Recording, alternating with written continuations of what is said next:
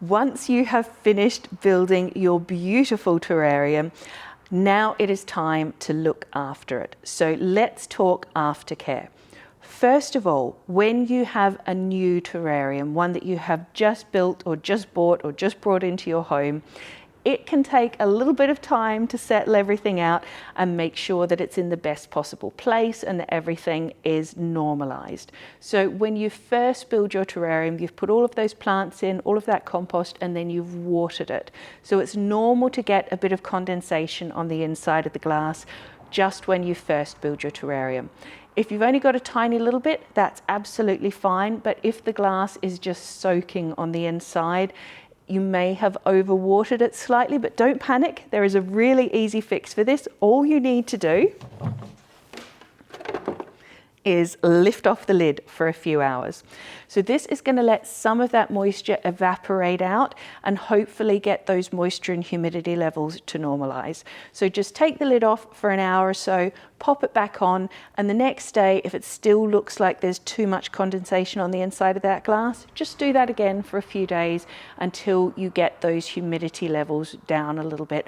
Hopefully you will have watered your terrarium really sparingly and this won't happen for you, but if it does, simple fix, take the lid off. Now, there are a couple of other things that can cause your terrarium to get too much condensation, too much humidity inside the terrarium, too much water on the inside of the glass. One of those is the plants being too hot. So if you have stuck your terrarium in a nice, bright, sunny window, thinking, oh, the plants are going to love all the sunlight, they're probably getting too hot. Remember that the warmth and the sunshine is all going to be intensified through the glass of the terrarium. So your terrarium, the temperature inside there is going to be a lot warmer than the air outside of it. So it's really important that your terrarium is in indirect light, not direct sunlight. If you have an open terrarium for plants like cacti, then they can tolerate some direct sunlight, but especially these rainforesty type plants that are not really designed for direct sunlight anyway. If you put these somewhere too hot and sunny, they're really going to suffer. So look for your humidity, look for the level of condensation inside the glass, and look to see if your plants are looking happy and healthy. And if they're not, maybe you've got them somewhere too hot. Now, another thing that can cause too much condensation is actually your terrarium being somewhere too cold. So if you've got it out in a conservatory or a colder part of the house, or somewhere that the temperature fluctuates a lot, where it gets really cold at night and really warm during the day, you will get more condensation inside the glass, even if your water levels and humidity levels are good. It's just because the glass itself is getting colder. This is the way that condensation works. When warm, moist air hits that cold glass, it turns itself back into water. So if you have got your terrarium somewhere that is maybe a bit cooler or has those temperature fluctuations, try moving it somewhere warmer. This is the only tricky thing about having a terrarium, I promise you. It is getting that position right. Once you have found the home where your terrarium is happy, the place in the house where everything is just balanced and right for it, that is it. At that point, you hardly have to water it. It looks after itself. It's really easy. It's just that little bit of extra effort right at the start, right when you first get your terrarium or build your terrarium. If you put that little bit of extra effort in, it is so easy from that point on. So just bear with it for those first couple of weeks until you get everything spot on. Now, I've mentioned temperature. So the ideal temperature for your terrarium is between about 18 and 24 degrees Celsius, which is about 64 to 75 degrees Fahrenheit. A little bit colder, a little bit warmer is okay. Not too much fluctuation in that temperature is ideal.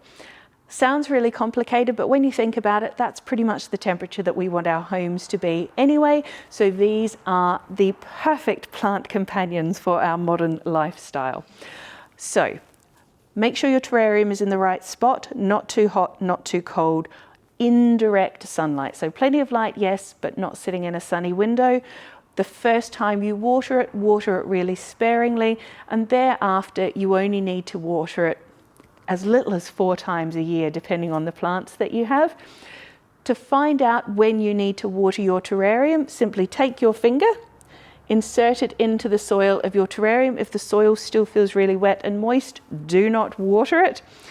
We've got that little gravel or stone or clay beads or whatever you're using in the bottom of your terrarium, you've got that little layer. So if you can actually see water in that bottom drainage layer, do not water it, okay? Even though the soil is being kept a distance from the water, it will percolate up, it'll evaporate, it'll do everything. So it is much better to err on the side of underwatering rather than overwatering if you want a happy, lovely terrarium. Over time, when you've had your terrarium for a little while, the glass might start to get a little bit mucky or a little bit speckled with the condensation, so you can clean your glass. The best thing to use is just a slightly damp, clean cloth. Don't use any cleaners inside the terrarium. They're not good for the plants, and a lot of them, things like window cleaner that have vinegar in them, a lot of them can be attractive to insects, and we don't want that. So just a clean, slightly damp cloth or a clean, dry cloth is all that you need to keep your terrarium glass looking amazing.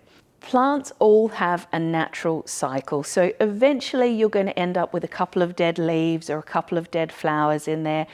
Don't leave those in there to rot. You're much better to remove those because the sort of fungus and things that will be attracted to those dead leaves are not necessarily good for the live plant. So if you do get any little dead leaves or dead flowers, just snip those off and take them out to keep your terrarium really happy and healthy. But don't worry, you won't need to clean or tidy up your terrarium very often. I promise you, these are wonderfully low maintenance. Just one little note, if you're growing very specialized plants, like some of the carnivorous plants or bog plants, for example, their specific temperature requirements may be slightly different, and some of them are really fussy and you need to bother with grow lamps and all of that sort of thing. If you want to get into those really specialized plants, talk to your nursery or plant supplier about exactly what those plants need. This is intended as a general guide, a beginner's guide to the wonderful world of terrariums.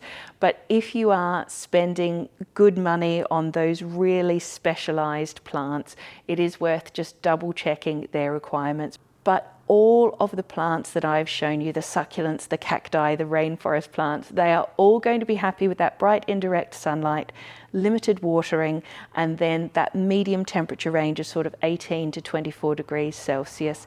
And that's it. That's all you need to know to enjoy years of pleasure from your beautiful terrarium.